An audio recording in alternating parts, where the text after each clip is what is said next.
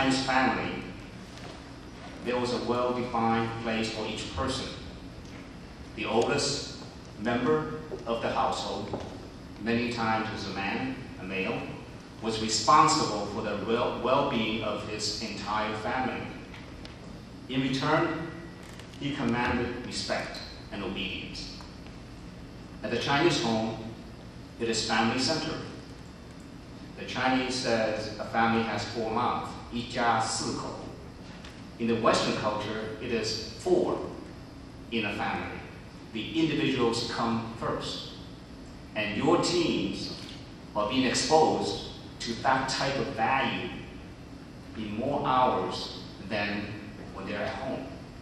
So when you go home, there is a conflict between the West and the East. The social structure your ABC lives includes Chinese values, Western values, religious worldview, other beliefs, intelligence, and gender. Absorbing and processing all that would take a few PhD degrees. Do you see why our teens can feel confused and sometimes angry? And they need a target to blame on. You, the parents, are the perfect target.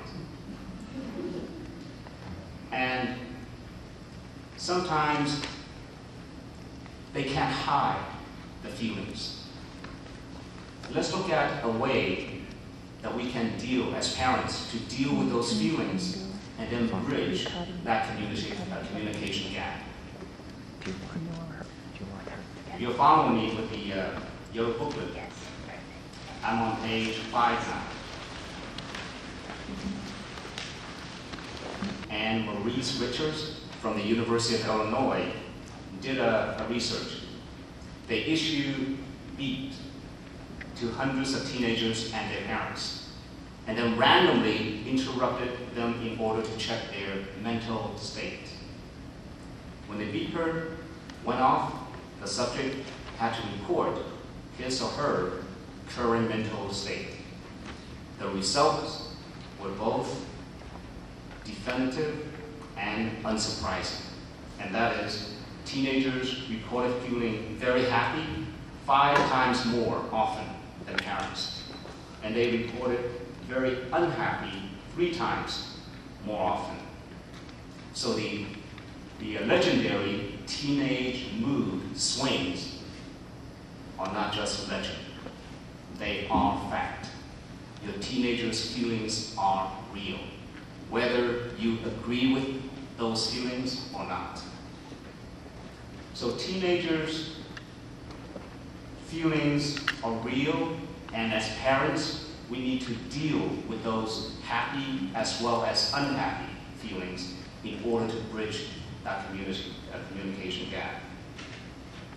One technique is focusing on listening. And Dr. Lei mentioned earlier that listening is a skill that we need to master. Sometimes just being a bouncing board, which is just listening. You don't have to give your advice. You don't have to find a solution. Just being a bouncing board is a skill. It's a technique that can improve communication. Some problems such as anger, sadness, jealousy, and fear actually belong to the teen. You don't have to own it. It's not your problem. Unfortunately, many Chinese parents feel that, hey, I must be involved in every single problem. No, you don't. By listening, just by listening, sometimes we give our teens the opportunity to develop responsibility to handle their own personal problems. It is perfectly natural for Chinese parents to want to pull our children out of their distress. That's a parent's love. That's very natural. However, parents need to take a step back in that loving and caring situation, and the key is to acknowledge our children's feeling before taking the next step, before trying to find a solution. Acknowledgement takes more than just sincere intentions. It takes awareness and also skill. There are two sides. You have to be aware of it, then you have to have a skill to acknowledge that feeling. As natural as parents want to protect our children from unhappiness, we need to rethink our goals and our reasons for doing what we do. Rather than trying to make the distress go away, which is very natural.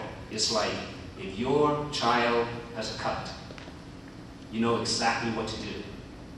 Clean the wound, put antibiotic, and put it back. What if your child has emotional wound? What do you do? There's a first aid technique that we'll discuss in a minute. We can acknowledge their feelings.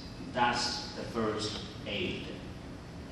By rephrasing their statements when they come to us, let them know that we understand without judging them. The power of acknowledgement is that it gives us a concrete way of expressing empathy in words. Judy is going to give a few scenarios. So when she's done, then I'll try to wrap things